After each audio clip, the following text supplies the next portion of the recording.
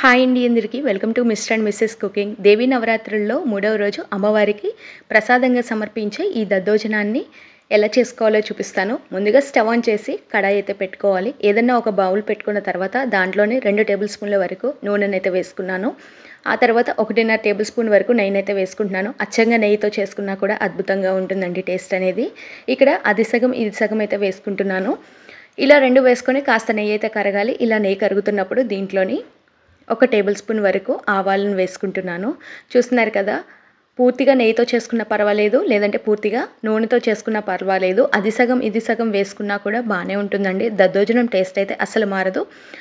1 table spoon వరకు ఆవాలు, జీలకర్ర, పచ్చిశనగపప్పు, అలానే మినప్పప్పు వేసుకొని ఒకసారి బాగా ఫ్రై చేసుకోవాలి. ఈ పప్పు దినుసులు అనేవి కొంచెం ఎక్కువగానే వేసుకోండి, టేస్ట్ చాలా బాగుంటుంది మధ్య మధ్యలో తగులుతున్నప్పుడు. తుంచినటువంటి 2 ఎండుమిర్చిని కూడా వేసుకొని ఈ పోపు అంతా కూడా బాగా వేయించుకోవాలి దగ్గరుండి. ఇష్టమున్న వాళ్ళు పల్లీలు కూడా వేసుకోవచ్చు. కొంతమంది పల్లీలు కూడా ఇష్టపడతారనమాట దద్దోజనంలో. అలా వేసుకున్నా పర్వాలేదు, బాగానే ఉంటుంది.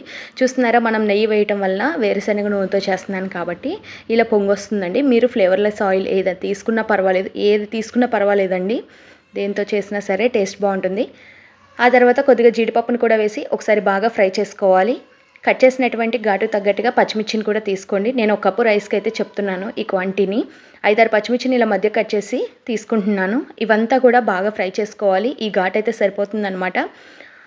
ఇలా బాగా కలిపేసుకున్న తర్వాత ఉంటే చిన్న ఇంచు అల్లం ముక్కని సన్నగా తరిగి కూడా వేసుకోవచ్చు. ఆ తర్వాత 2-3 రెబ్బల కరివేపాకును కూడా ఇలా తుంచి వేసుకొని కాస్త ఫ్రై చేసుకోవాలి. ఇవంతా కూడా బాగా ఫ్రై అయిపోవాలన్నమాట ఈ నెయ్యిలోని నూనెలోని. ఈ తాలింపు అంతా ఎంత బాగా ఫ్రై అయితే ఈ దద్దోజనం అంత టేస్టీగా ఉంటుంది. కమ్మటి వాసన అయితే వస్తుందండి ఈ దద్దోజనం చేసేటప్పుడు.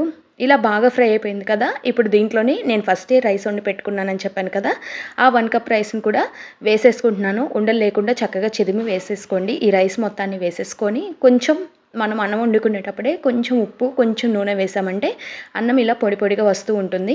ఇలా ఎక్కడైనా గడ్డలు ఉన్నాయి అంటే చక్కగా చిదుపుకుంటూ ఒకసారి బాగా కలిపేసుకోండి. ఎందుకంటే మనం పెరుగు వేసిన తర్వాత స్టవ్ అనేది ఆన్ చేసి ఉంచాం కాబట్టి ఈ రైస్లో ఈ తాలింపు అంతా ఒకసారి బాగా పట్టించుకోవాలి.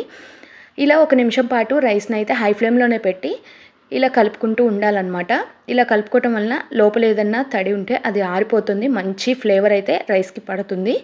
ఇలా మొత్తం కలిపేసాను కదా, చూస్తున్నారు కదా, ఈ విధంగా రైస్ అంతా కలిసిపోయిన తర్వాత దీంట్లోని రుచికి సరిపడా ఉప్పునైతే వేసుకోవాలి. ఇక్కడ నేనైతే 1 టేబుల్ స్పూన్ వరకు సాల్ట్ అయితే పట్టింది నాకు. నేను తీసుకున్న పెద్ద కప్ క్వాంటిటీ అండి, అందుకనే కొంచెం సాల్ట్ అనేది ఎక్కువ పట్టింది. ఇలా సాల్ట్ కూడా వేసేసుకొని 1 నిమిషం పాటు సాల్ట్ కూడా బాగా కలిసేలాగా కలుపుకున్న తర్వాత ఇంకా స్టవ్ అయితే ఆఫ్ చేసేస్తున్నాను. ఈ టైంలో స్టవ్ ఆఫ్ చేసేసి ఈ సాల్ట్ మొత్తం కలిసేలాగా కలుపుకోవాలి. ఇలా బాగా కలిసిపోయిన తర్వాత ఇప్పుడు పెరుగునైతే గడ్డ పెరుగు అయితే తీసుకున్నాను, ఇంట్లోనే చేసుకున్నాను. ఈ పెరుగుని ఒకసారి బాగా చిలక్కొట్టుకోవాలి, మరీ గడ్డలాగా వేసేయకండి.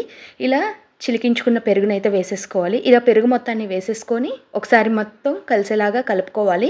మనం వేసిన సాల్ట్కి ఈ పెరుగుకి మనం తీసుకున్న రైస్కి అంతా సరిపోతుందండి. దద్దోజనం మరీ గట్టిగా అయితే ఉండకుండా చూసుకోండి, కాసేపటి తర్వాత గట్టి పడుతుంది కాబట్టి చేసుకున్నప్పుడు కొంచెం లూజ్గా ఉంటేనే బాగుంటుంది. ఈ విధంగా ఒకసారి బాగా కలిసేలాగా కలుపుకుంటే ఇంకంతేనండి, ఎంతో సింపుల్ అండ్ టేస్టీ దద్దోజనం అయితే రెడీ అయిపోయింది. మీకు గినక నచ్చినట్టయితే మన ఛానల్ని లైక్ చేయండి, షేర్ చేయండి, సబ్స్క్రైబ్ చేయడం మాత్రం మర్చిపోకండి. ఆ అమ్మవారికి ప్రసాదంగా పెట్టే దద్దోజనాన్ని ట్రై చేయండి. సరే కానీ ప్లీజ్ సబ్స్క్రైబ్.